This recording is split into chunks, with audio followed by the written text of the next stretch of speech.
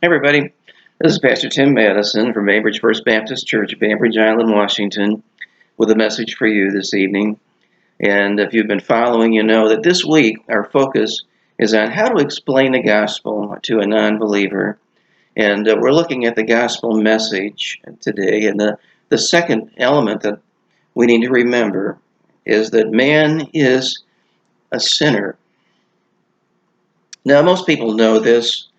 Um, Even though they may not realize how serious that is. But begin with Romans 3:23. The Bible says that all have sinned and come short of the glory of God. And when it says all, that means every single one of us, no exceptions.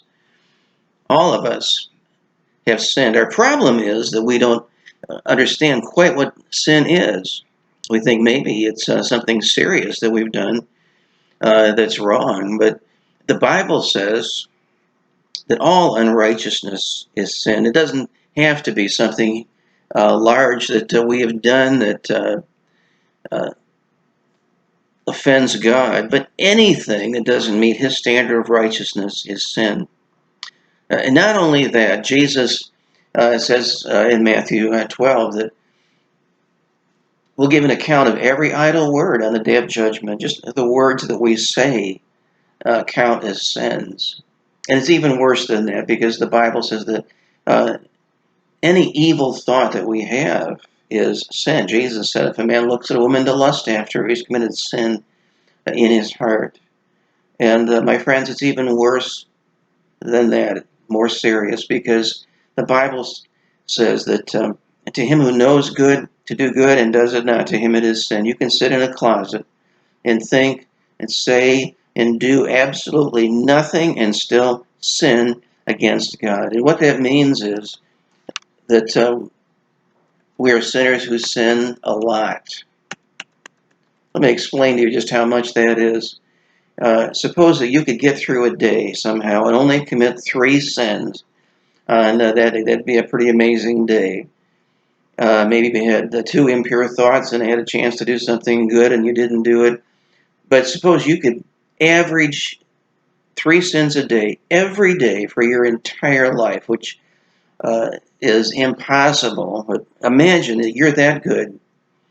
There are 365 days in a year. That means there are 1,000 sins you've committed every year. Even at that rate, you live to be 70 years old. That means you've committed 70,000 sins. Can you imagine going into traffic court and saying, Judge, you need to let me off. I've only got 70,000 tickets.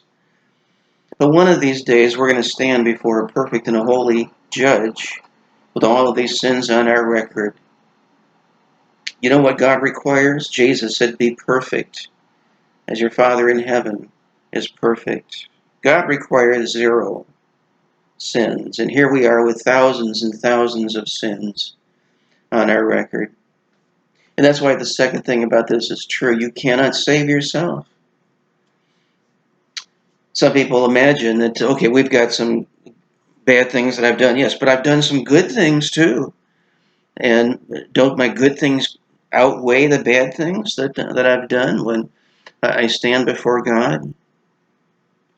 Well, they don't. It's a little bit like this. Suppose I'm making an omelet and I've got 2 good eggs that I put into the bowl. I've got 1 totally rotten egg that just fills the whole kitchen with that aroma of a rotten egg. But suppose I just mix those together and throw them in the pan. I mean, most of it is good, right? I have 2 good eggs, only 1 bad egg, but I wouldn't give that to you, and you wouldn't want it either. And yet, that's exactly what we think sometimes. We can outweigh our bad deeds with our good deeds and offer that to God. It'd be just as repulsive to Him. That's why the Bible says there is a way that seems right to a man, but in the end, it leads to death. You see why it's impossible for you to ever save yourself?